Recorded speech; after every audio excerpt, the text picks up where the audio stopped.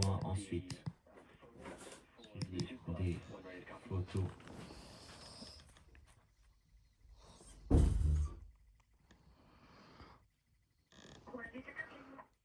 Reçu. Si possible, et si sont accessibles, vous pouvez transférer les photos sur l'iPhone de SpaceX. Il y a une application où le téléchargement est possible. Mais si cela n'est pas possible, ne le faites pas pour l'instant. Nous pourrons le faire plus tard.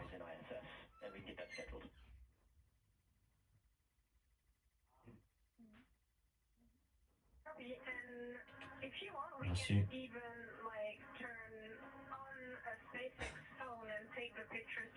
Je peux allumer le téléphone de SpaceX et prendre la photo avec ce téléphone. Oui, vous pouvez le faire et nous ferons le téléchargement par la suite. Eh bien, si c'est plus facile, on va le faire maintenant. Merci.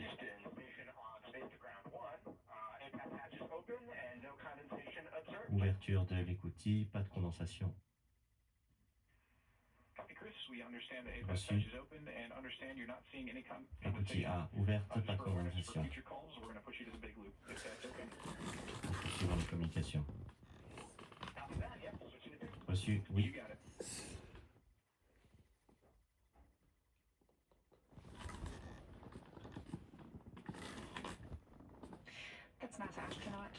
Chris Williams qui communique avec le siège, le centre spatial de Houston. L'écoutille A qui vient d'être ouverte. Vérification de la condensation, comme le demandent les procédures. Nous venons d'entendre la communication avec l'équipe Crew Dragon et le centre SpaceX de Hawthorne, en Californie. Les préparations à l'ouverture de l'écoutille continuent.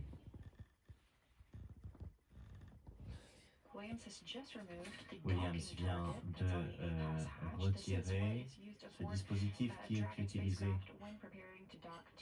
pour se préparer à l'accostage.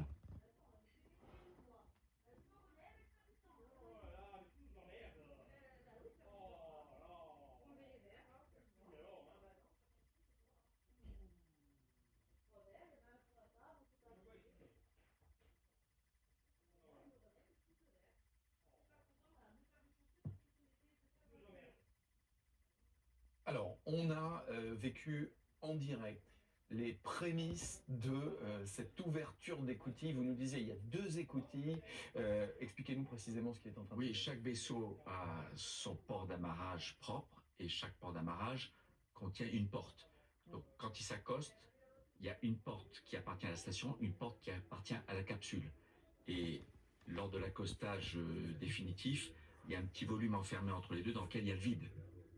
Donc on met de l'air dedans et on s'assure, en attendant une demi-heure, 1 heure, on s'assure que cet air ne fuit pas. Et donc l'étanchéité, c'est bien fait lors de l'amarrage. Et c'est une fois que toutes ces vérifications sont faites qu'on peut ouvrir librement les portes quand la pression côté capsule, dans le petit volume, et côté station sont à égalité. Et là, on ouvre les portes des 2 côtés. Il y a eu un transfert de photos qui s'est fait aussi. On a entendu ça en direct tous ensemble sur de l'iPhone au téléphone. Oui, en fait, je crois que c'est la première mission côté américain où on dit aux astronautes qu'ils peuvent emporter leur téléphone portable. On a aussi entendu parler d'un transfert de déchets qui se ferait plus tard. Oui, parce que dans la capsule, ils ont accumulé quelques déchets. Ils viennent de vivre 1 jour et demi à l'intérieur. Et on veut tout de suite libérer la capsule de ces déchets. Ça fait partie de la mise en configuration de la capsule en mode chaloupe de sauvetage, prêt à tout moment à se séparer avec son équipage s'il y a besoin d'évacuer la station. Donc on évacue ce qui ne sert plus à rien dedans, dont les déchets. Nathalie Tinjod, il va y avoir toute une cérémonie, là, une fois qu'ils seront sortis, on verra dans quel ordre, bien évidemment, mais il y a toute une cérémonie. Parlez-nous de cette cérémonie qui va avoir lieu. Alors déjà, c'est très très ritualisé, le monde du spatial. Toute la séquence avant le lancement était très très ritualisée. D'ailleurs, on trouve des correspondances entre ce qui se faisait en Russie et ce qui se fait aux États-Unis. Et là, donc, on va avoir, il y a deux choses. Déjà, les nouveaux entrants vont être accueillis comme membres de l'équipage de la station spatiale. C'est déjà, ils étaient membres de Crew Dragon, maintenant ils vont être membres d'équipage de la station spatiale. Et ensuite, les deux nouveaux vont recevoir leurs ailes d'astronautes, dont Sophie, puisque après avoir été candidat astronaute, puis qualifié à l'issue de ce training, maintenant ils auront volé. Justement, Ils font c'est quoi partie, ce coussin que l'on voit on a vu cet astronaute se... Elles viennent de l'expliquer en Ah, fait. Thierry écoute Radio NASA en même temps. Merci. En fait, il est en train de recouvrir le sas de passage qui était dans une configuration qui permettait l'arrimage. Et maintenant que l'arrimage est fait, il recouvre, il remet la couverture en fait, en quelque sorte, sur ce passage. On protège les mécanismes. Voilà. et donc Sophie va devenir l'un des plus de 500 astronautes qui ont volé, puisqu'il y a une association qui regroupe tous Il les doit être 650 et quelques, ou 660 à ce jour, hommes et femmes, Ouais. depuis 65 ans, qui ont orbité la Terre. Et on dit qu'on devient astronaute à partir d'un seuil d'altitude qu'on franchit. Oui, l'armée de l'air américaine, c'est 50 status miles, donc 80 km. À la NASA, c'était 50 milles nautiques, Ouais. 90 km.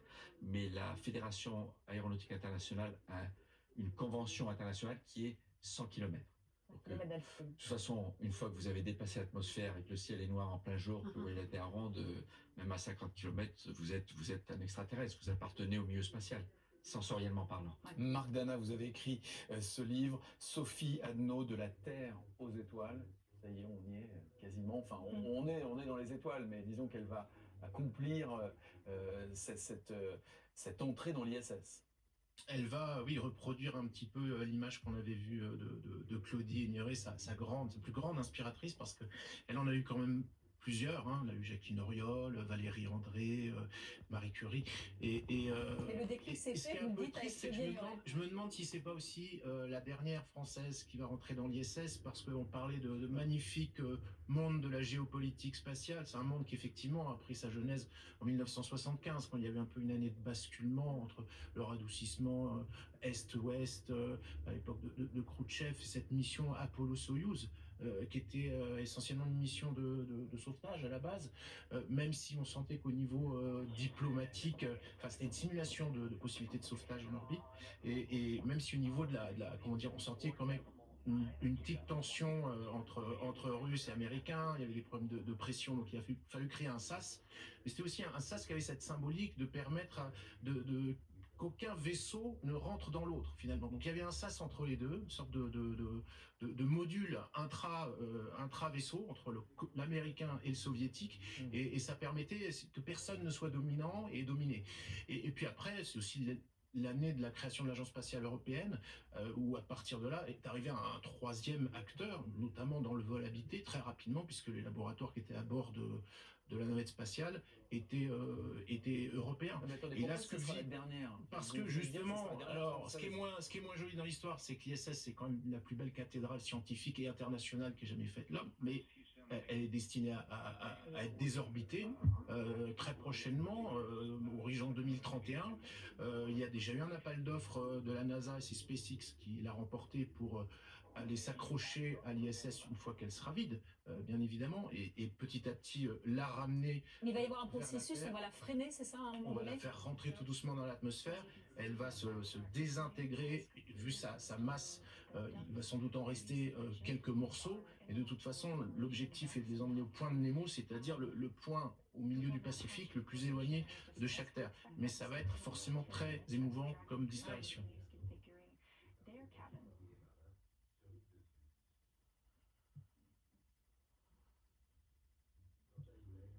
Et je complète, puisqu'on est, je vois qu'il ne se passe pas encore grand-chose, pour meubler un peu.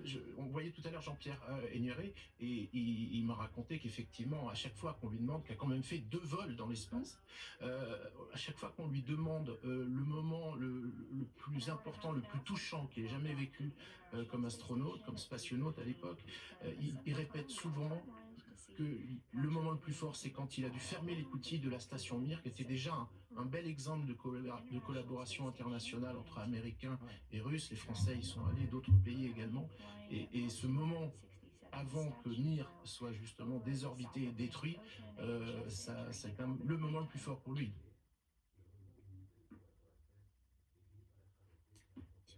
Non, mais c'est vrai il y a le moment très fort quand on ouvre les portes et qu'on s'embrasse et tout le monde sourit. Ouais. Mais c'est vrai qu'au moment du départ, quand il faut dire au revoir à ceux avec qui on a partagé cet habitat en apesanteur, en continu, qui est quand même limité pendant plusieurs mois, on a des larmes aux yeux. On est triste. Là, elle va rester, Sophia No, 8 à 9 mois, c'est ce qu'on dit. C'est plus long à endurer que dans vos années à vous, c'est ça? La normale, c'est 6 mois. Moi, j'ai fait des vols en navette qui sont des vols courts, des vols qui ne dépassent pas 15 jours. Mais les vols de station, c'est normalement 6 mois. Pourquoi c'est plus long par rapport à ce que vous viviez, vous, à l'époque? Parce qu'il y a une demande de l'administration américaine d'économiser, et en étendant les missions, eh bien, on lance un peu moins souvent, et donc les dépenses sont plus étalées dans le temps.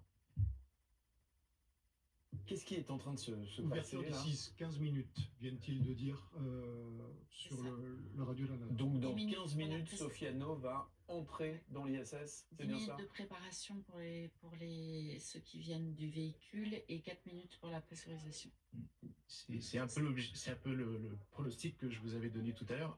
Et C'est puis il y a exact. peut-être un signe, c'est que pour l'instant on ne voit qu'un seul astronaute vraiment proche de ce sas, de cette porte en tout cas.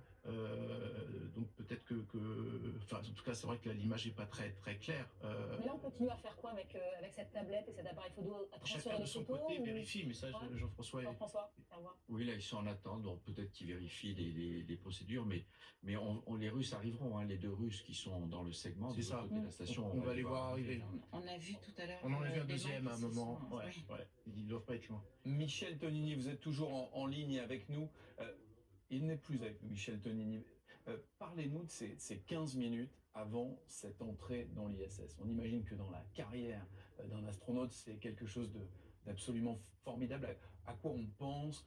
Est-ce qu'il y a un stress immense ou est-ce que l'entraînement qui a eu lieu pendant des mois avant permet de contrôler ce stress? Non, là, il n'y a plus aucun stress, mais quand à bord, chacun a fait de son côté ce qu'il y avait à faire, l'équipage de l'ISS dans l'ISS, l'équipage du Crew Dragon dans le Crew Dragon, les deux ont envie d'ouvrir, mais il faut attendre que les experts au sol, dans le centre de contrôle, donnent le go. Parce que c'est le centre de contrôle de la station d'un côté et le centre de contrôle de la capsule de l'autre ont accès à beaucoup plus d'informations et de données que l'équipage.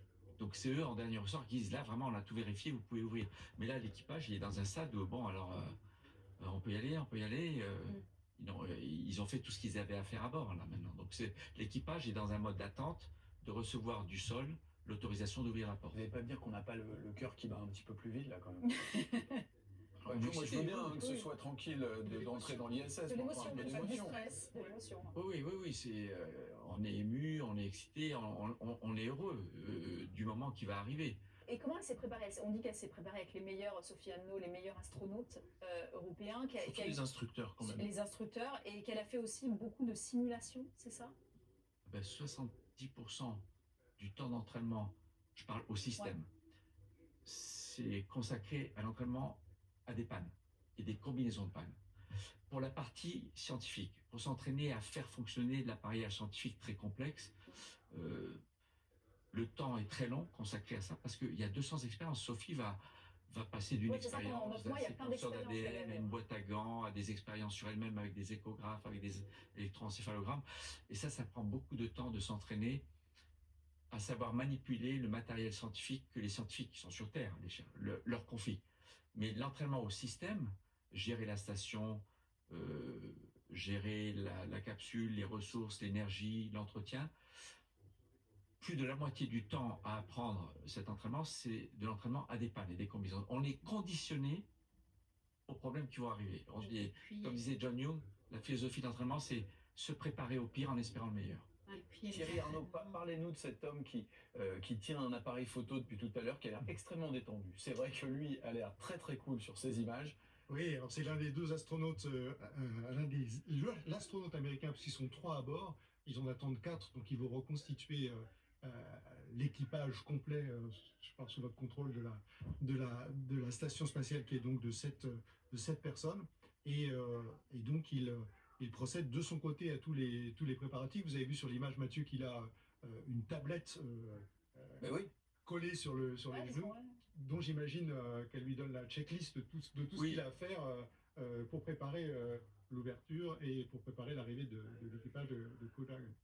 Effectivement, à mon époque, toutes les checklists, c'était du papier. On avait 30 kilos de checklists. 30 kilos. Wow. Maintenant, elles sont toutes électroniques, sauf les checklists des 3 urgences, qui sont les mêmes que dans un sous-marin: le feu, la fuite d'air et la toxicité de l'atmosphère. Pour ça, pour ne pas avoir à allumer l'ordinateur, c'est sous forme papier, disponible, c'est couverture rouge. Mais toutes les autres procédures sont sur des tablettes maintenant, des pads. Avec un petit coucou. Hein.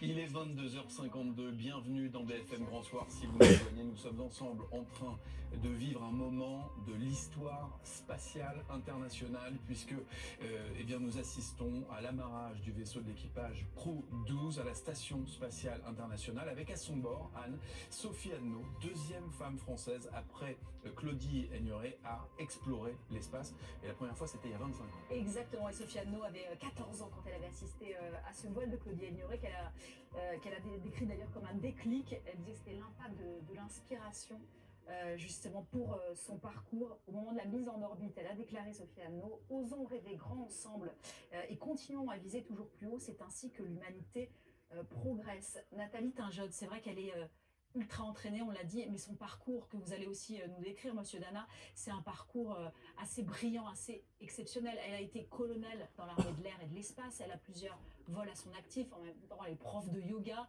on dit qu'elle pourrait même enseigner le yoga à bord. Racontez-nous son parcours, celui de quelqu'un qui voulait d'ailleurs faire Polytechnique à un moment donné, qui n'a pas réussi et qui a une première fois a failli être sélectionné avant d'y arriver en 2022, c'est ça? Alors, elle a fait super-héros, c'était déjà très très bien. C'est le parcours d'une petite fille, d'abord passionnée par l'espace, par l'aéronautique aussi, qui s'est donné les moyens au fur et à mesure de sa progression pour arriver là où elle est aujourd'hui.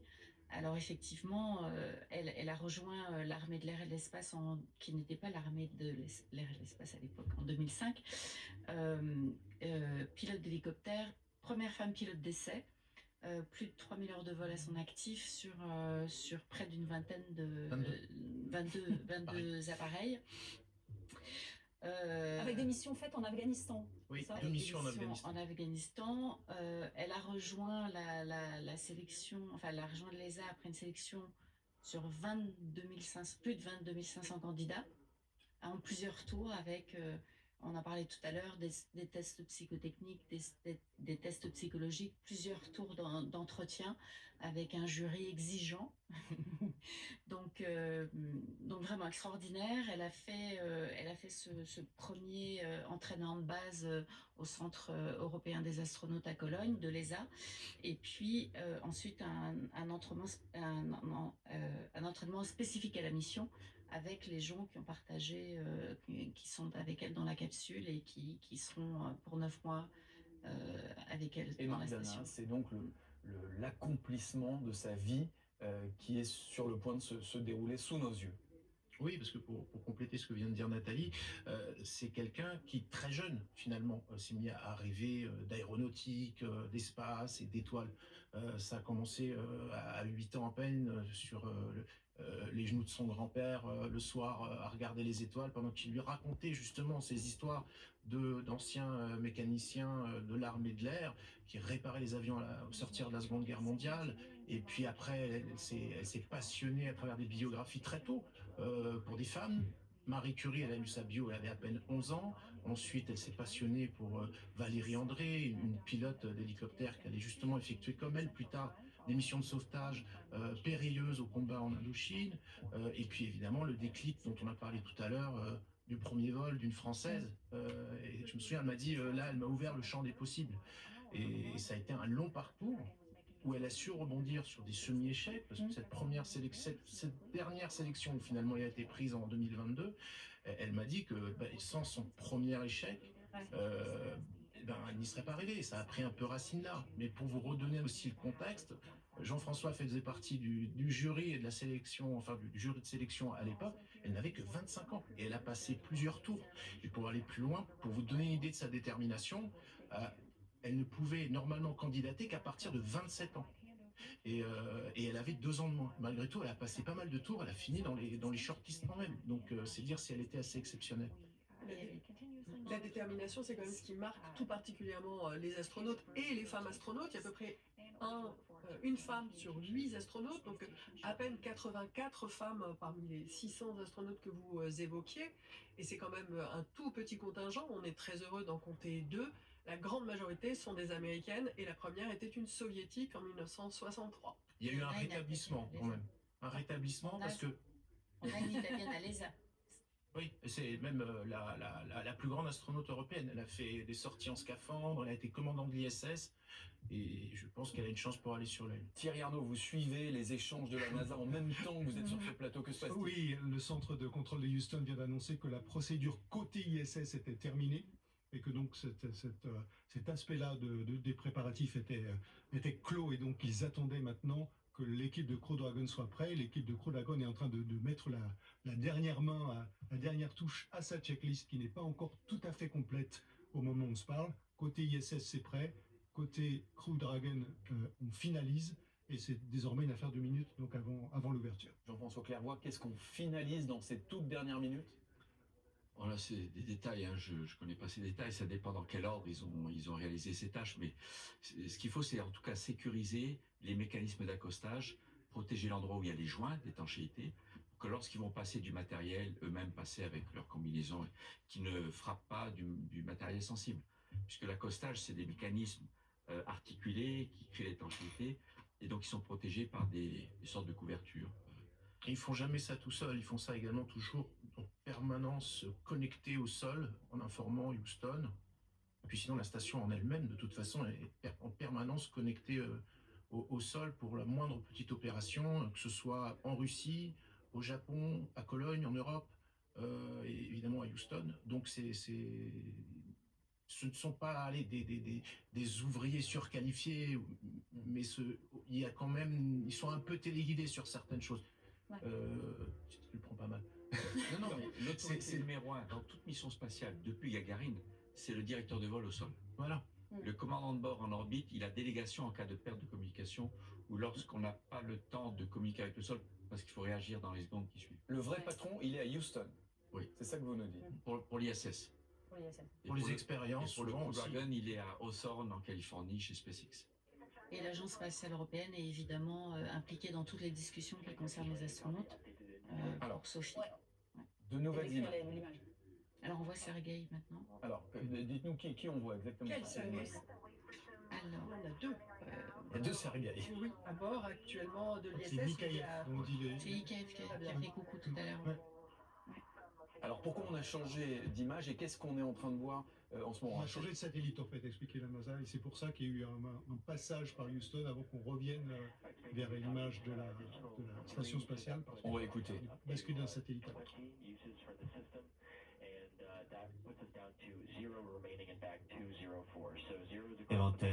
Inventaire des déchets, nous sommes à 0 pour l'eau. Confirmé.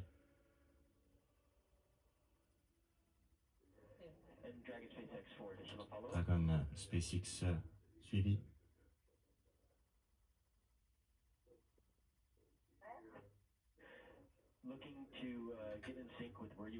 Synchronisation. Nous avons terminé la section 2. Section 3 en cours pour le dégagement des déchets.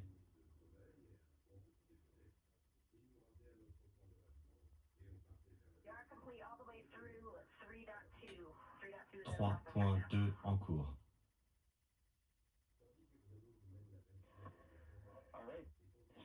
Notez, lorsque vous passez à la section 4, une fois la section 3 terminée, nous avons reçu la consigne 4.2. Donc nous vous attendons pour l'égalisation des écoutilles pour la section 4. Reçu? Reçu. Attente de consigne.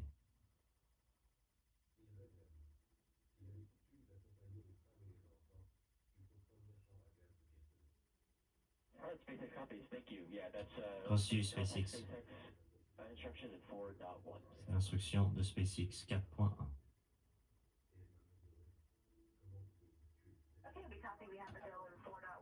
Reçu 4.1. Il reste des points de la liste à terminer. Les points sont encore en cours. Confirmé. Nous allons passer à la section 4. Reçu.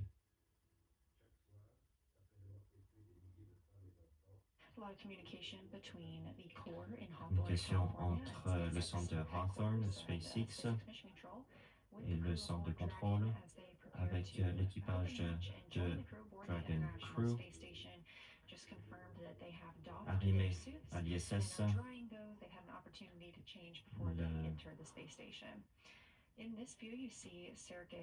Les procédures sont en cours. Nous voyons Sergei Krouchkov, Sergei Mikhaïev et Christopher Williams qui a effectué les préparatifs de réception de l'équipage sur l'ISS. Ces 3 membres de l'équipage ont été lancés l'année dernière et ont été les seuls à bord de l'ISS depuis le départ de la partie de l'équipe le mois dernier.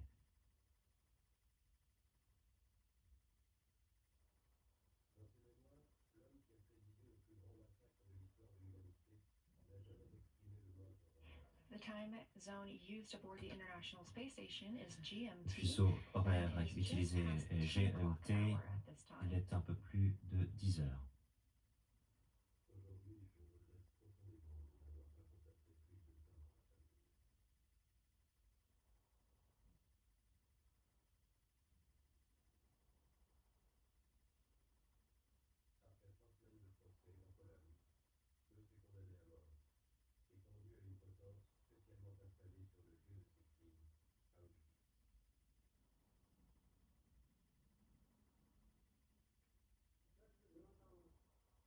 Voilà, on est à quelques instants. On a voulu vous faire vivre en direct ces échanges ces échanges de la NASA. Elsa Vidal, vous disiez quelque chose d'assez symbolique. Tout cela est diffusé en ce moment sur la télévision russe. Moi, je regardais ça donc sur Telegram, Sergei Koudosviatchkov qui dirige, je pense à l'heure actuelle, l'ISS et qui remettra les ailes d'astronautes aux 2 nouveaux astronautes, a filmé l'approche de Crew Dragon et l'a diffusé en direct via TASS. Donc ça reste quelque chose qui suscite l'intérêt, l'enthousiasme et une forme d'adhésion en Russie également.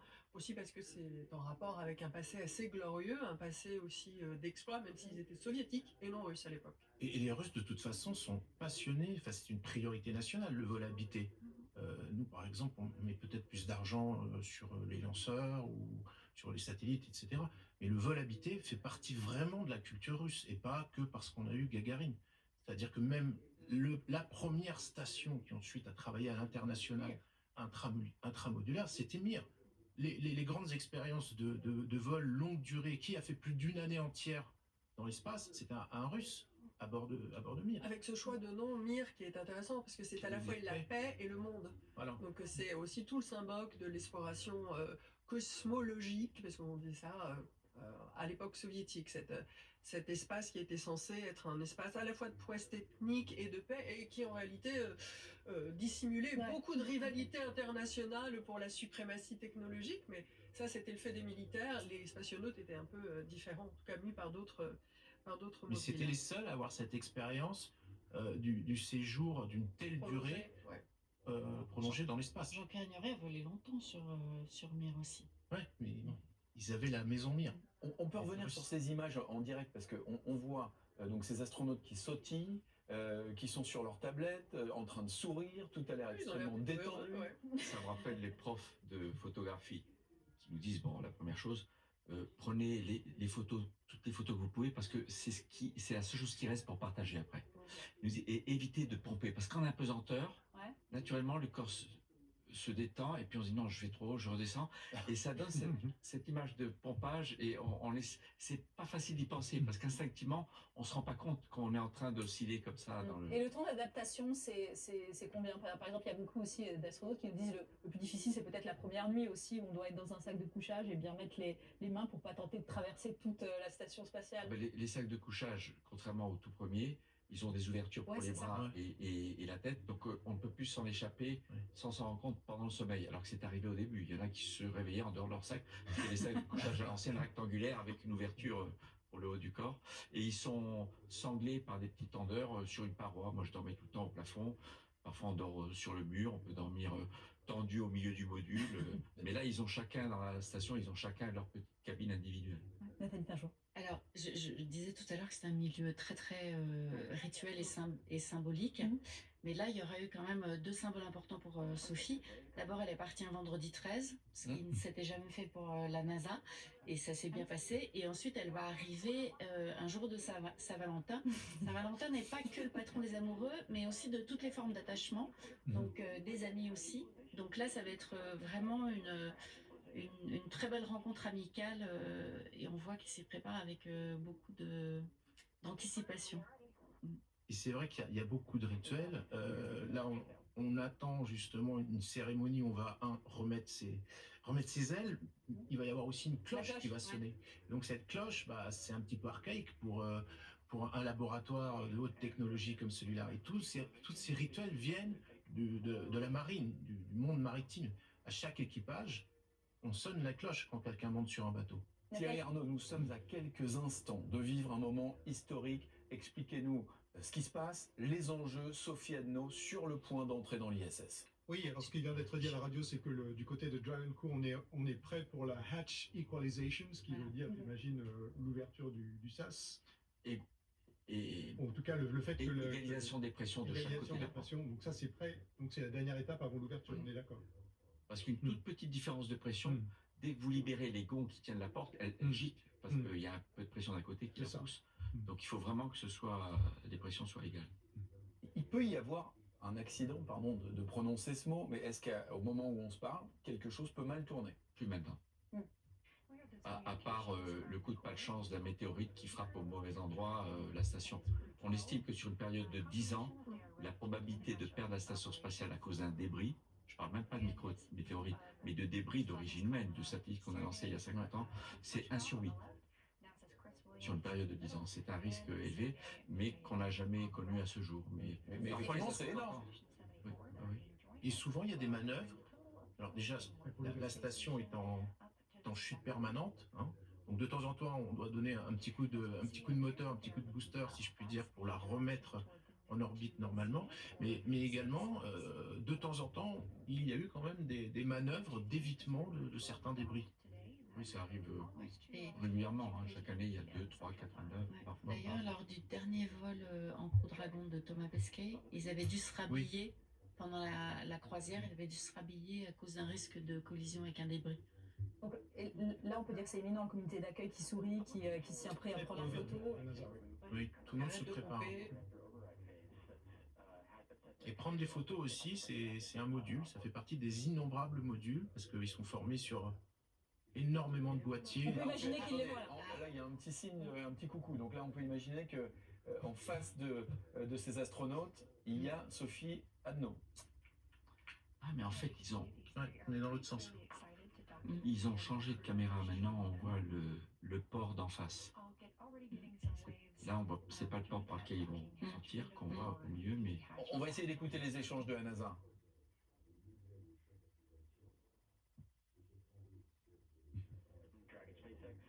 Dragon SpaceX, de retour.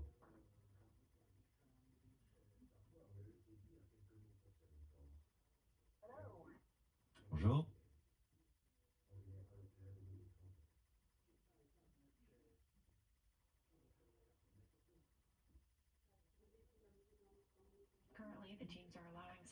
Les équipes attendent pour que la pression s'égalise entre le sas et la station. Dès que les pressions sont égales, l'écoutille sera ouverte.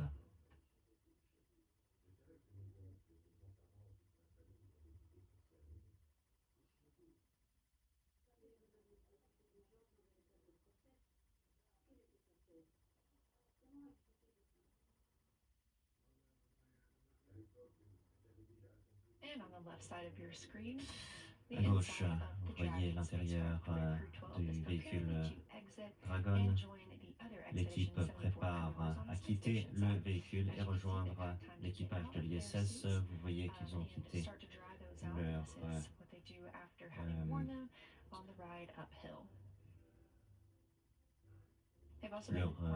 équipements. Ils vérifient que tout est bien rangé pour leur mission de longue durée sur la station spatiale internationale.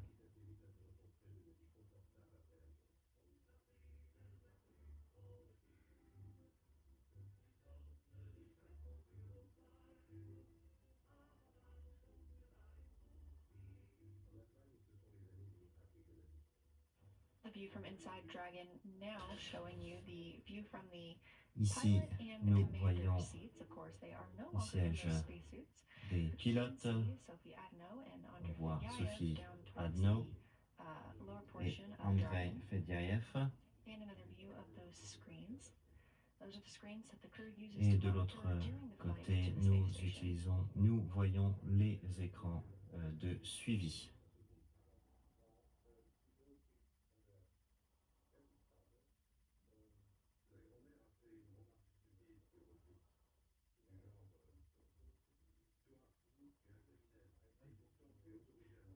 Jean-François Clermont, décrivez-nous ces deux images. Il y a le comité d'accueil qui se tient prêt et à gauche, que voit-on? À gauche, c'est l'image de l'intérieur de la capsule dans laquelle se trouvent les 4 astronautes qui ont décollé hier.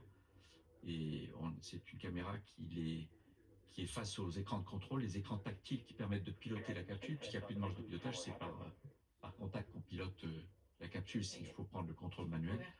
Et on voit donc, alors je vois pas bien, ici on voit une personne de face, c'est peut-être Jacques qu'on voit. Oui. Non, c'est André. Et Sophie Adno sur la gauche, non? Oui. Je pense qu'ils gardent à peu près leur position. Sophie hein. Adno a fait tout le voyage à gauche, côté hublot. Mais il y a certainement un des 4 qui est plongé la tête vers le bas, vers la porte à ouvrir.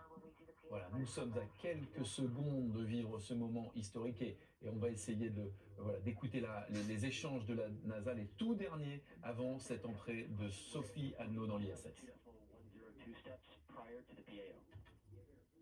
Dernière vérification. Reçu.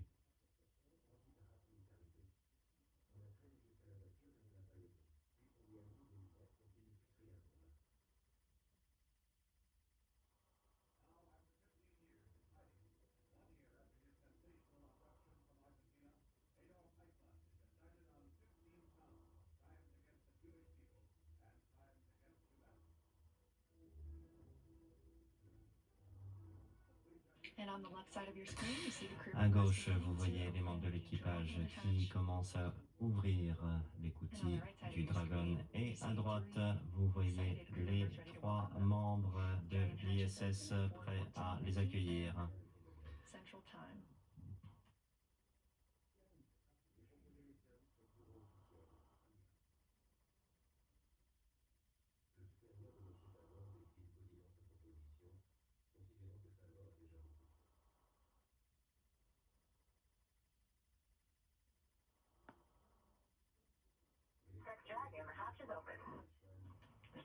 Écoutille ouverte. Bienvenue sur l'ISS. Vous l'avez entendu, discussion avec le centre de Californie. On continue de finaliser les procédures avant la cérémonie d'accueil.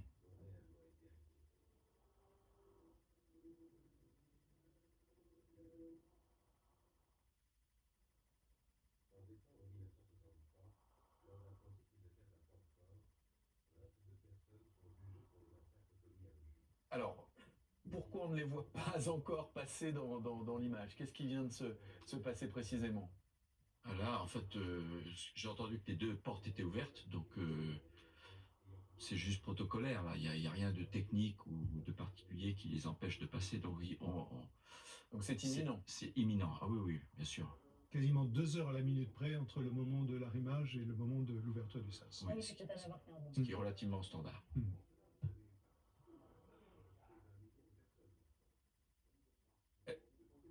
Elsa Vidal est peut-être plus stressée que Sophie Adno. Vous observez tout cela avec énormément d'attention Oui, j'essaie depuis tout à l'heure.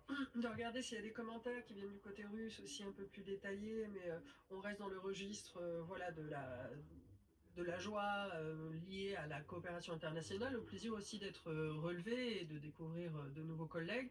Mais effectivement, c'est et ça reste le symbole d'une coopération internationale pacifique, scientifique, c'est-à-dire doublement connotée positivement, et ce qui reste encore quand même, je pense, le symbole de l'espace, un territoire d'exploration pour aussi rêver un avenir meilleur.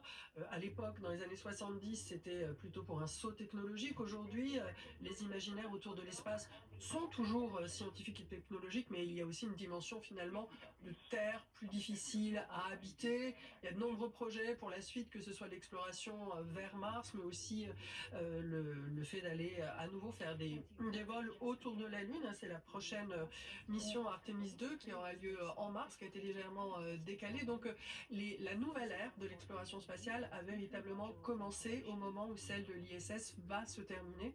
C'est très émouvant pour nous à double titre parce qu'il y a Sophie Adno, bien sûr, mais dans quelques temps, d'ici 2031, il y aura aussi la fin de l'ISS et le début d'une plus grande aventure humaine dans l'espace. Nathalie, un jour, on attend, le comité d'accueil attend ces 4 astronautes, dont Sophie Adno, qui vont être réceptionnés par ce protocole d'accueil. Et je lisais qu'on parlait tout à l'heure des Russes et d'Andrei Fediaev qui va arriver avec Sophie Adno. C'était le réserviste. J'ai lu qu'il y avait un autre astronaute russe avant lui, Oui. mais qu'il a été, entre guillemets, disqualifié parce qu'il prenait des photos à l'intérieur, sorte d'espionnage, c'est Ouais. ça? En décembre. Ah, vous ne dites rien. Je vais parler parce que moi j'ai une carte de presse, Nathalie voilà. Caleza, donc on va. Donc en fait c'est effectivement selon un site d'information que vous devez maîtriser parfaitement, chère Elsa, c'est donc une suspicion d'espionnage concernant ce cosmonaute russe qui s'est entraîné la plupart de son temps avec Sophie. Et Donc c'est pas lui qui est monté à bord. et non, et effectivement, Sophie a eu finalement pas mal de choses inattendues. Je pense que elle a signé pour aller autant qu'elle peut, de fois possible dans l'espace, mais au début, elle pensait partir 6 mois, comme les autres. Finalement, avec ces nouvelles rotations décidées par l'administration Trump, on est passé à 8 mois. Ça va être l'Européenne qui va rester le plus longtemps dans l'espace. Thierry, vous nous dites, ça y est, qu'est-ce qui se passe? Je crois que j'ai vu le premier membre d'équipage de Crew Dragon passer dans le sas.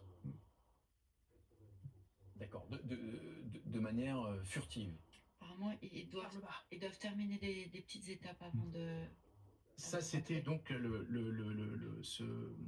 fait que cette mission se transforme de 6 à 8 mois, c'est la première spécificité, la première chose un peu extraordinaire. La deuxième chose extraordinaire, c'est qu'effectivement, elle s'est beaucoup entraînée avec un cosmonaute russe qui était assez chevronné, qui était déjà allé dans l'espace, qui savait très bien où il mettait un peu les pieds dans ce domaine-là. Ils connaissent très bien les protocoles. Il a été effectivement, on l'a retrouvé en train de prendre des photos de moteurs et de plans SpaceX. Selon un site d'investigation russe qui évidemment n'est pas basé à Moscou. Ensuite, autre élément, c'est que l'expédition précédente, l'équipage précédent est arrivé finalement il n'y a pas très longtemps. Mais un de ces astronautes, et ça c'était une première dans l'histoire de la NASA, un de ces astronautes a été suffisamment souffrant pour qu'il faille. Alors, on dit ça. Là, moi, pour les mêmes raisons, je vais rester. Voilà. Il y a plein de rumeurs, mais il y a. Voilà, on en est au l'état des rumeurs, donc sur ce coup-là, je prends ma carte de journaliste et je vous dis que je ne sais pas. Mais en tout cas, un de ces astronautes a dû prématurément revenir sur Terre, et évidemment, ça veut dire faire revenir tout l'équipage. Parce que, comme disait Jean-François tout à l'heure, chaque capsule, chaque vaisseau est également un vaisseau de secours. S'il y a le moindre problème, un problème de fuite de gaz, un problème d'incendie ou quoi que ce soit. Et le dernier élément, donc, ça a été qu'il a fallu anticiper encore un peu plus son décollage, parce qu'au moment où on parle, ils ne sont que 3 et on est totalement en sous-régime. C'est-à-dire que là, ils sont 3 pour gérer à la fois les aspects scientifiques, mais c'est une maison également qui, on disait qu'elle doit être détruite bientôt, mais qui vieillit. Donc s'il y a beaucoup d'entretien, ça fait partie de leur formation. C'est pas que de la plomberie, c'est une plomberie spécifique. Elle est là, cette plomberie, qui est particulière, parce que là-bas, on recycle quand même 98% de l'eau. Il y a de l'électricité, il y a de la Oui, ils assurent la mécanique, maintenance, etc. la maintenance, Après, quoi, Sophie, ouais. elle adore ça. Hein.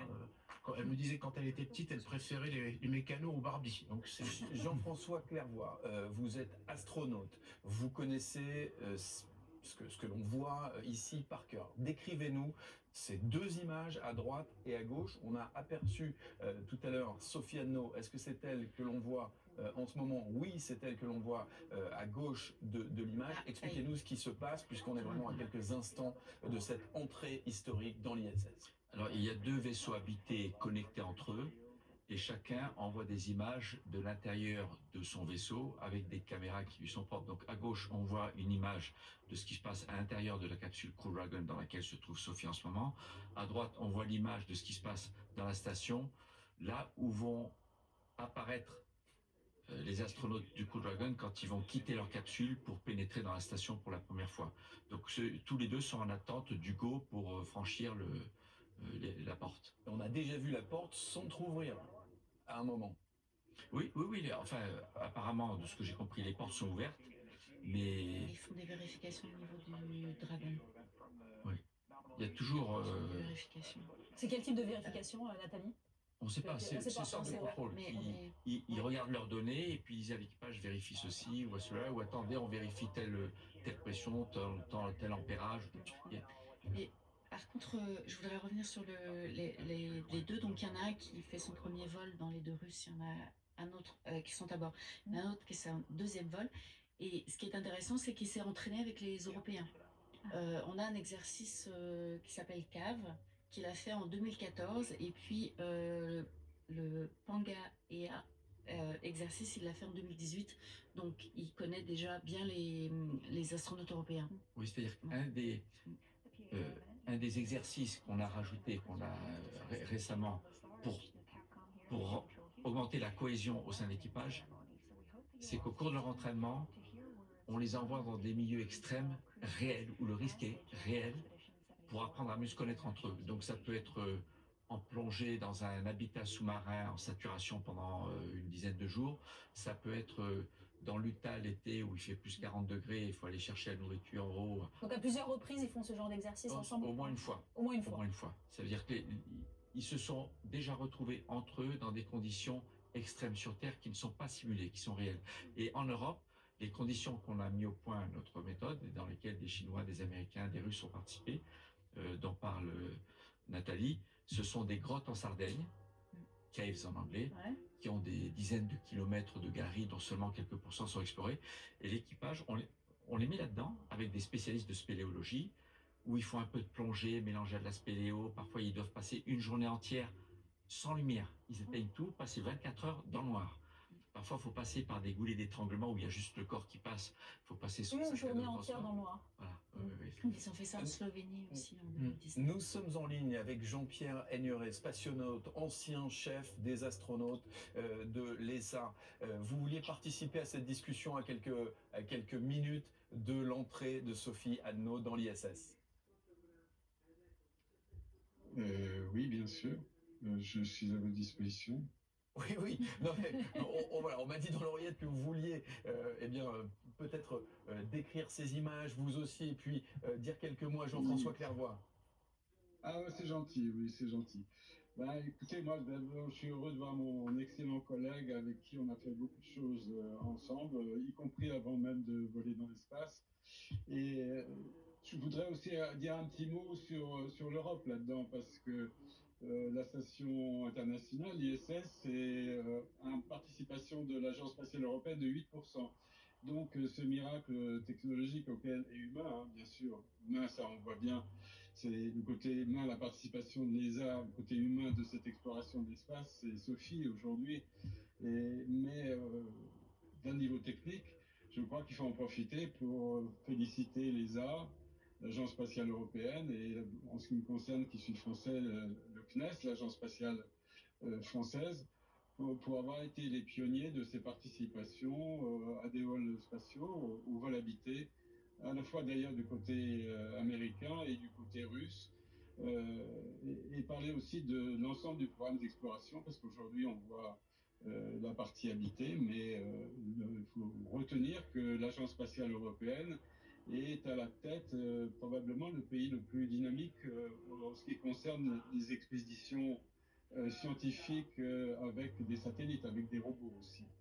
Et donc, rendons un hommage aux organisations auxquelles on appartient et qui montrent à cette occasion en particulier et à bien d'autres son niveau d'excellence. En entendant Jean-Pierre, ça me fait penser à quelque chose qui me frustre un peu, qui nous frustre, c'est que on n'a jamais eu 2 Français en même temps dans l'espace. Mais le jour où il y aura 2 Français en même temps dans l'espace, ce sera parce que Jean-Pierre, Michel, Claudie, on s'entraîne, on se connaît depuis des dizaines d'années, et on a volé dans des avions en apesanteur ensemble, mais on n'a jamais volé dans l'espace ensemble. Donc chacun se raconte son expérience de son vol à l'autre quand on se revoit. On est comme une famille maintenant entre nous. D'ailleurs, j'aime bien nous appeler les Space Cowboys. Donc on a cumulé beaucoup d'expériences. On a la majeure partie des vols spatiaux européens, enfin français, entre nous. Et peut-être qu'on peut former le vœu aujourd'hui d'avoir un jour déjà un lanceur européen, qui parle groupe. Sophie Adno et Arnaud Prost. Ah bah oui. Peut-être qu'on arrivera à les avoir tous les 3 il y avait un projet de vol britannique. Hein. Oui, il y a un projet avec John McFall, le para-astronaute. Ouais. À part les Américains et les Russes, il y a d'autres nations qui ont eu le privilège ou la joie d'avoir plusieurs cosmonautes au même moment. Les Allemands. Les Allemands. Il y a eu des vols allemands où ils étaient deux Allemands dans le même. On a eu des Scandinaves. Ça va continuer à nous Il y a pas stimuler longtemps. alors. Et d'ailleurs, bon, alors il faut savoir que l'espace est quand même. On a parlé d'amis. Les astronautes, mais les astronautes sont en compétition aussi. Absolument. Et d'ailleurs, on a 3 sièges sur Artemis pour les Européens, pour l'Agence spatiale C'est européenne. partagé donc. Donc, on sait déjà qu'il y a un siège Tu peux pour un préciser Allemand. des vols vers la Lune. Voilà, c'est Vol vers la un autre Lune. programme où l'Europe Pas sur la Lune, est mais encore là. Vers la Lune. vers la Lune. Et comme je disais tout à l'heure, on a un module de service européen qui fait partie de l'aventure Artemis. Donc, c'est une grande réalisation. On est sur le chemin critique de la NASA, en fait. C'est-à-dire que sans ce module, on ne réalise pas les vols Artemis. Donc, c'est très bien. Et on espère avoir un Français. Il y aura sans doute un Français, un Italien, un Allemand, on imagine. Un Allemand. Mais les jeux ne sont pas faits. Les jeux ne sont pas faits, sauf l'Allemand a été annoncé déjà. Mais quel Allemand? Et pourquoi Parce l'Allemand a qu'il y été annoncé plusieurs, Parce qu'il y a Que plus les de Allemands mettent plus contributions. d'argent. Voilà. En fait, on a eu une ministérielle en novembre. Tous les 3 ans, l'Agence spatiale européenne a une grande conférence ministérielle où on met de l'argent au budget. On abonde le budget pour 3 ans. Et sur les 22 milliards, effectivement, les Allemands, talonnés par la France, ont fait la plus grosse contribution. Donc il y a évidemment beaucoup de négociations à ce moment-là. On va essayer d'écouter la radio de la NASA pour savoir ce qui se passe. C'est une mission de longue durée, de 8 mois approximativement, dans ce laboratoire en orbite.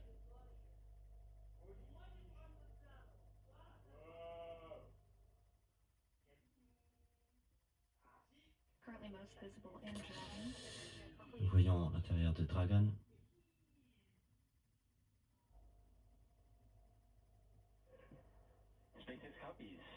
Reçu SpaceX.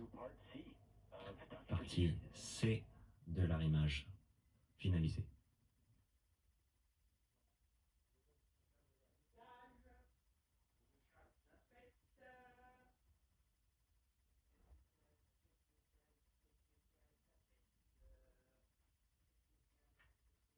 Sophie Adno, que l'on a vu passer brièvement avec effectivement un écusson français, un drapeau français, pas un écusson européen. Et pourtant, Ah. elle représente les Européens. Expliquez-nous ça. Oui, mais elle a un logo de l'ESA quelque part avec Ouais. les drapeaux de l'ESA. Elle a deux Donc il y a deux fois le drapeau Vous avez français. en fait. vous-même les deux Si, drapeaux. si on était dans ces guerres-là, on l'appellerait spationaute, après tout, si on veut la jouer franchouillard. C'est ça. Mais je veux dire, même Ariane n'a pas eu lieu sans l'Europe. Expliquez-nous ça. Spationaute, astronaute. Alors, Si, spationaute, on peut le parce faire. que les journalistes font pas mal de bêtises encore aujourd'hui, donc je corrige mes collègues en disant qu'aujourd'hui on ne dit plus spationaute parce que dorénavant les Français sont considérés comme des astronautes européens et il y a un corps des astronautes européens dans le centre d'entraînement et le centre européen de, de Cologne. Je regarde les images. Oui, en 1998, en fait, on a créé un corps européen des astronautes et les astronautes français ont rejoint. On a unifié quelque part tous les astronautes le code des d'Europe astronautes. dans un seul Voilà. corps qui est géré par l'Agence spatiale européenne où le terme officiel est astronaute. Voilà. Et de toute façon, l'Académie française n'a pas validé le terme de spationaute. Alors je le retire parce que je l'ai utilisé pour Oui. varier. C'est une époque, hein, y a c'est une Claude époque Allègre, où tout ça, mais c'est on était en un ministre d'ailleurs compétition qui sur n'aimait ce pas terme, le hein. vol habité. Lui, il voulait des sondes pas chères, il pensait que c'était que pour les Ah, Américains. Claude Allègre ne voulait pas de vol habité. Non. Ok. Je crois qu'il y a une mission, notamment celle de Philippe Perrin, où il était très contrarié que la France ne valorise pas sa mission, qui était quand même une grosse mission d'assemblage de l'ISS. Il répète souvent que j'ai construit la maison Voilà. de Sur Thomas. les images, regardez en direct Voilà. Sophie Sophie Adno Adno qui qui entre dans l'histoire, les bras en avant dans l'ISS. Génial. Donc, La c'est- première française depuis 25 ans, rappelons-le, après Claudie Aignoret. Oui, En apesanteur, cool, pas d'orientation privilégiée. Donc ce sont les rookies, comme on dit, les bleus qui sortent en premier. voilà. Et l'américain, Jack Atway, qui en est lui aussi à son premier vol. Sophie et Jack. Qui ont à peu près le même profil, hein, et qui ont à peu près le même âge. Et ils vont rejoindre l'expédition 74. Et Andrei. Andrei Fediaev suit et l'astronaute de la NASA Jessica Meir qui revient sur l'ISS.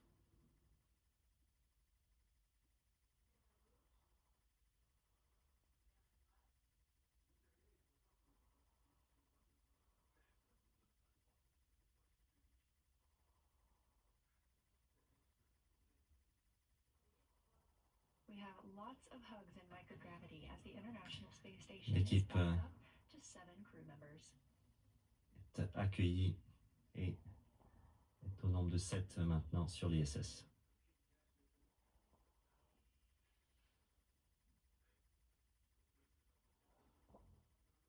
Nathalie, vous disiez un rêve de 29 ans pour Sophie, c'est ça? Qui devient réalité, voilà, et on voit qu'elle est follement heureuse. C'est la plus souriante là, française, de loin. Elle a l'air extrêmement heureuse. Ouais. Oh, c'est même plus que 29 ans, hein, parce que déjà enfant, elle était fascinée par ce monde de l'aéronautique. Et, Vous disiez des quoi? Des 4 bah, ans? Dès je l'âge pense de que 4 là ans, où elle a à peu vraiment près. su qu'elle voulait faire astronaute, c'était à 14 ans, quand elle a vu Claudie Aignoret partir. Et puis elle a quand même bénéficié, parce que Corbigny est presque un village dans la Nièvre. Elle a quand même bénéficié d'un entourage familial qui l'a encouragée à croire en ses rêves. C'était quand même un notaire, une pharmacienne, c'était des gens d'un certain rang qui l'ont quand même dit crois en tes rêves. Ça va être compliqué, ça va être difficile, mais crois en tes rêves. D'où ces ce qu'elle nous- ces ce mots, qu'elle nous dit osons rêver grand Alors, ensemble. Et ce qui est important pour Sophie, c'est qu'en fait, elle a dit qu'elle emmenait tout le monde avec elle dans ce vol. Donc on est tous avec elle, toute la France, toute l'Europe est avec elle dans ce vol en ce moment. Elle y tient beaucoup. Et là, on va assister à cette première photo. De toute évidence, ils sont sur le point de poser tous ensemble. Sophie Adno, le sourire aux lèvres, les cheveux en l'air aussi, dans la pesanteur. Il fait de la pesanteur. Voilà, il fait de la pesanteur. Et les premiers coucou donc à la caméra au monde entier. Et c'est ça, Elsa Vidal, qui est particulièrement émouvant en fait. Oui, c'est ce qui reste certainement le plus emblématique de l'exploration spatiale ou de l'habitation spatiale, la présence humaine dans l'espace, c'est que pour l'instant, elle permet de maintenir cette cohésion, voire même cette coopération internationale, sans référence à ce qui se passe sur Terre, aux conflits, aux tensions, et ça reste évidemment un objectif, même si ça dissimule parfois de grandes compétitions scientifiques derrière cette unité. Thierry Arnaud, un mot peut-être sur cette scène historique que l'on découvre ensemble en direct sur BFM TV. Ouais, elle est historique parce qu'elle intervient en plus dans un moment de tension internationale que l'on sait, donc voir des Européens, Français, une Française en l'occurrence, des Russes, des Américains fraterniser dans des circonstances comme celle-là, c'est évidemment particulièrement touchant et important de montrer qu'il existe encore un endroit au monde où tout le monde peut s'entendre. C'est également le seul endroit dans le monde spatial où finalement il y a cette espèce de protection, en tout cas éternelle, en tout cas jusqu'à la fin de la vie de l'ISS, parce que au niveau des lanceurs, il y avait une collaboration entre les Soyouz russes et l'Agence spatiale européenne pour envoyer des charges utiles, des satellites depuis notre base de Kourou. Et du jour au lendemain, au moment où la guerre en Ukraine a été déclarée, il n'y avait plus de Soyouz. D'ailleurs, je crois En 2014, la première guerre, en 2014 ou non, 2022. 2022. À la guerre Il y a eu un certain... Dites-moi si je me trompe, mais là il y a tout le monde sur la photo. Oui, là on fait selfie. c'est un retardateur, là c'est parti. Retardateur. Il va enclencher le Mais retardateur. ça- Il y a un micro aussi on qui va a les été- écouter pareil. Oui, parce qu'ils vont faire un discours chacun. Alors là, on enclenche le retardateur, on est en famille. C'est une scène qu'on a tous vécue, sauf qu'elle se passe sur l'ISS. Le cosmonaute russe qui est arrivé par la dernière livraison, Fedia et Fandrei, a partagé justement le film qu'ils avaient regardé. Les cosmonautes russes regardent toujours le même film avant de partir vers l'espace, qui s'appelle Le Soleil Trompeur. Et c'est une habitude, une tradition. Allez, on va les écouter. Sous les Américains.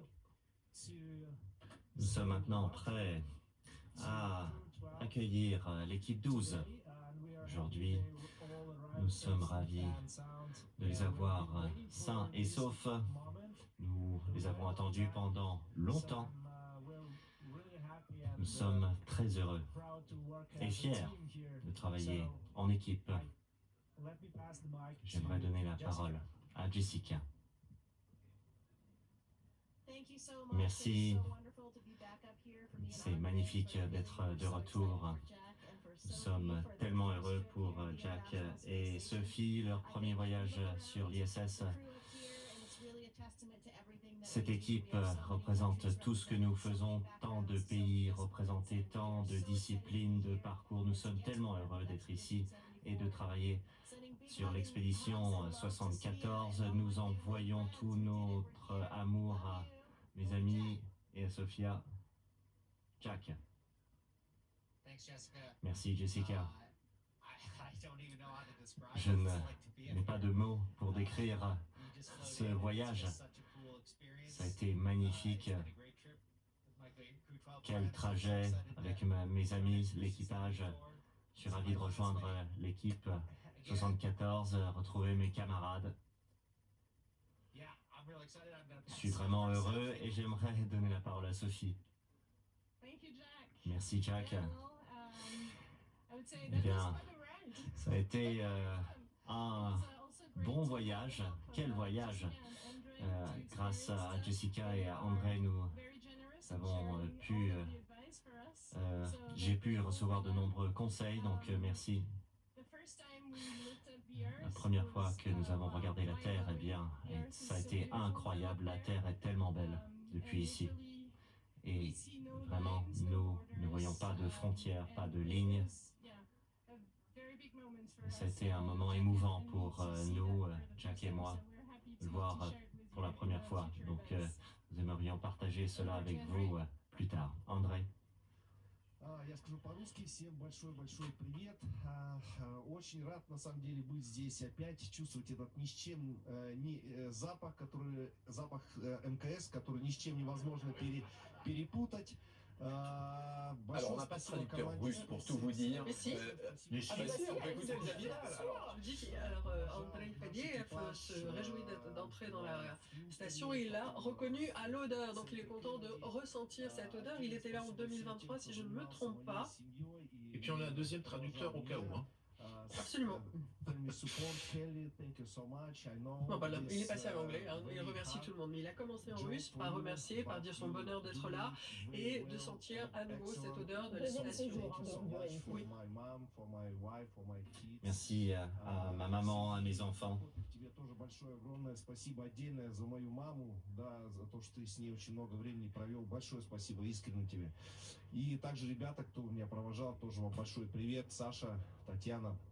Il veut passer un Увидимся grand через bonjour à какое-то Sacha, время. à Diana Ну, а команда, большая команда, которая занимается et à la grande équipe qui s'occupe de la работает с préparation Международной космической станцией. Все de эти la- люди, которые обеспечивают ее работу, помогают нам выполнять здесь различные задачи. au sol. Вам большой привет. Ну, будем Ceux qui работать. rendent У нас possible впереди la большая- préparation et la réalisation d'une grande mission.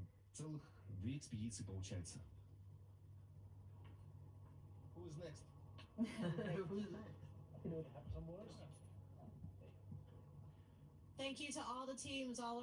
Toutes les équipes sur Terre, nous sommes tellement heureux d'être ici et poursuivons Expédition 74. Merci à l'expédition 74. Nous poursuivons les communications audio. Jean-François Clair, on a vu ces premiers mots de Sophie Anneau, c'était pour la beauté de la Terre, du ciel. Pas de frontières, pas de lignes. Ouais. Tous les cosmonautes sont frappés, les taïkonautes, parce que faut pas oublier qu'en même temps que ces 7 en orbite, depuis 4 ans, il y a une autre station spatiale habitée en continu par 3 Chinois ou Chinoises. Et c'est le même bouleversement pour tout astronaute qui regarde depuis l'espace la Terre sur fond noir du cosmos et sa beauté et puis la fragilité du vivant quand on voit la finesse de l'atmosphère.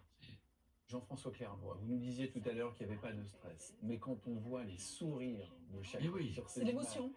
et quand je vous vois, vous d'ailleurs, regarder ces images depuis tout à l'heure, c'est quelque chose d'absolument formidable qui se passe. Oui, c'est du bonheur parce que tout s'est bien passé, tout le monde est en bonne santé, c'est important parce que c'est arrivé dans le passé que l'équipage qui arrive, il y en a un qui est pas bien, on le voit d'ailleurs. Vous me disiez, s'il y en a un qui n'est pas bien, tout le monde retourne. On retarde un peu le moment où on les présente devant la caméra, mais c'est un moment très très fort de fraternité, d'amitié et de sens de la famille de l'astronautique. L'astronautique, c'est une famille de quelques dizaines de milliers de personnes dans le monde qui sont des passionnés et qui œuvrent à l'avancée du savoir. Hein. C'est une quête de savoir, l'exploration. Et là, il va se passer quoi? Il va y avoir la cérémonie, les ailes qui vont la remis là dans pas longtemps? Je pense un peu plus tard. Un peu plus tard. Ils vont d'abord avoir le briefing de sécurité. Il y a un briefing de sécurité dès qu'on arrive. Oui, on va leur montrer où sont tous les équipements. Mais c'est d'ailleurs le moment peut-être de rajouter juste un mot, c'est combien on dépense en moyenne par citoyen par an dans le programme de vol habité la France. C'est un peu plus de 1 euro. 1000 fois moins que ce qu'on dépense par citoyen par an dans l'éducation nationale. Ça veut dire que, en fait, dans l'absolu, c'est des chiffres, c'est des milliards, parce que c'est beaucoup de pays sur des longues durées. Mais en fait, c'est 1,2, 1,3 euros par Français par an, le fait qu'on ait Sophie dans l'espace là. Donc ça n'a rien à voir avec les centaines d'euros dans la sécurité, dans la santé, l'éducation nationale, le budget de l'État, c'est 80 milliards, quelque chose comme ça. Donc je veux juste relativiser les budgets du spatial, en particulier des vols habités. Thierry Arnaud, juste un mot de cette phrase qui a été prononcée par Sophie Anneau, vue de là-haut, il n'y a pas de frontières. Il n'y a pas de frontières, il n'y a pas de ligne. Il y a un autre mot que moi j'ai retenu dans ce que nous disait Sophie Anneau, et je pense qu'il résume assez bien de son humeur du moment. Elle a dit fun. Ouais. Elle a trouvé que elle décrivait le voyage, ce parcours de 34 heures pour la conduire jusqu'à la station spatiale. Quite a ride, a-t-elle dit, c'était un sacré voyage, et manifestement elle s'est beaucoup amusée. Mais elle comme ça. Hein. Parce que dans l'espace, j'ai connu un collègue, son premier mot lors de son premier vol, if this is space, this is not fun. Si c'est ça l'espace, parce qu'il était très malade. Mais ça s'efface très vite, et après il a revolé 3-4 fois. Donc, elle est tout le temps comme ça. Moi, je sais pas si c'est parce que je suis fan, mais quand on voit ces images, c'est quand même celle qui a la plus grande patate, le plus large sourire. C'est pas qu'une histoire de coiffure. Enfin, son visage, il est rayonnant. Et pour l'avoir interviewé quand même un certain nombre de fois, rencontré plusieurs fois, vraiment, je peux vous dire que ce mot fun, le mot good vibes, c'est-à-dire ces ondes positives qu'on s'envoie les uns les autres, le mot chouette, il y a vraiment tout un vocabulaire qui est assez propre à Sophie. On est toujours dans Et alors, vous disiez tout à l'heure, évidemment, ça n'a rien à voir avec sa carrière d'astronaute, encore moins sa formation ou même un des critères de sélection. C'est également une prof de yoga certifiée. C'est quelqu'un qui a tout le temps, donc elle connaît la zénitude. Elle a été également sélectionnée parce qu'elle était capable de garder un sang-froid dans des zones de combat, parce qu'elle a quand même pas fait autre chose quand elle est partie en Afghanistan. C'était une guerre qui ne disait pas son nom. À Paris, enfin, on a eu 90 morts là-bas.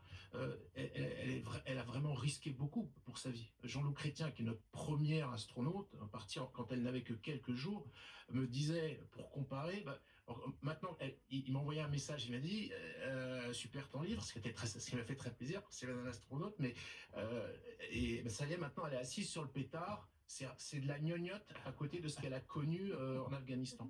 Thomas Pesquet, il disait on est assis sur une sorte de missile. Voilà, c'est ce qu'il disait lui aussi. Jean-Pierre Agnoret, vous êtes toujours avec nous depuis Cap Canaveral en Floride. Vous avez suivi entendu les premiers mots. Il est rentré. Vous êtes rentré. Vous l'avez suivi, le décollage, vous êtes rentré maintenant.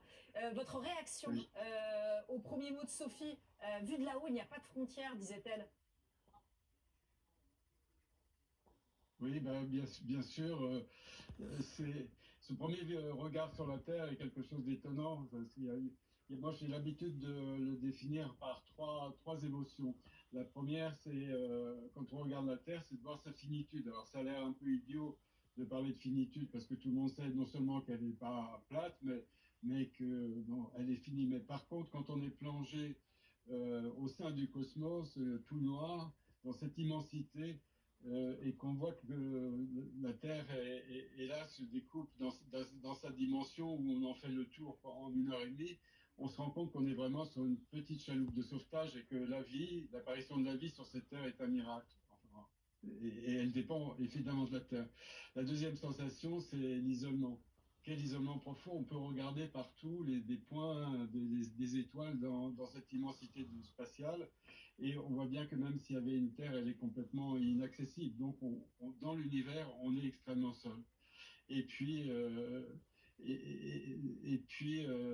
donc, ce regard sur la Terre est forcément source d'une émotion intense, et aussi les couleurs aussi. Parce que non seulement la Terre est isolée, elle est unique, mais par rapport à toute l'ingratitude du néant que représente le cosmos, le vide total, le noir absolu, eh bien, la Terre est tout le contraire, c'est-à-dire un organisme vivant, puisque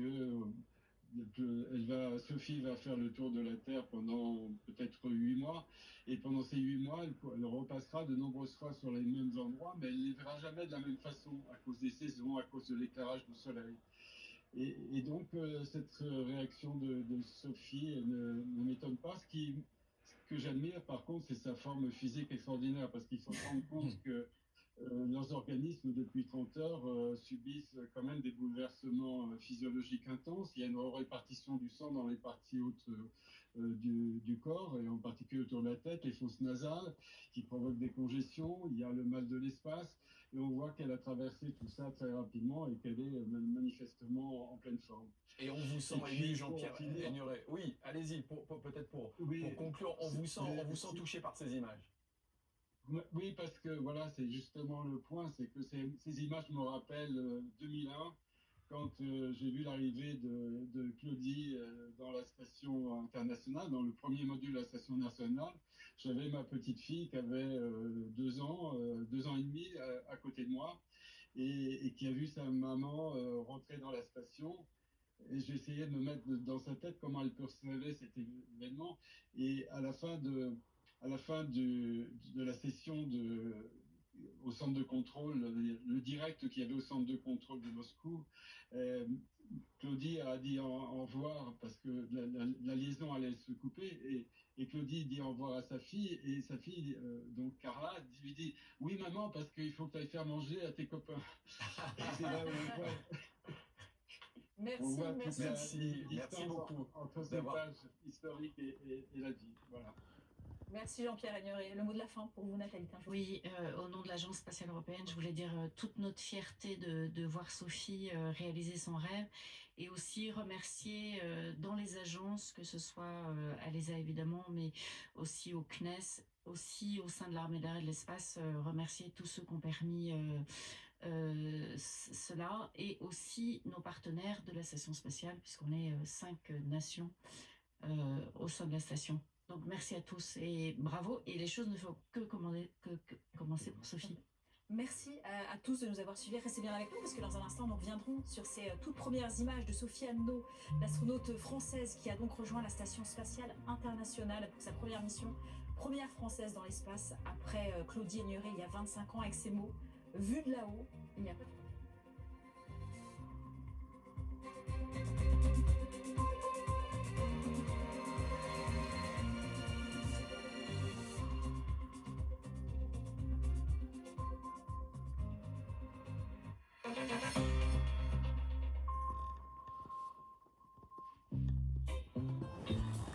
Le plus beau dans la maison de Sophia et Ben, ce n'est pas la vue mer, ce n'est pas la malle à jouer, ni le barbecue.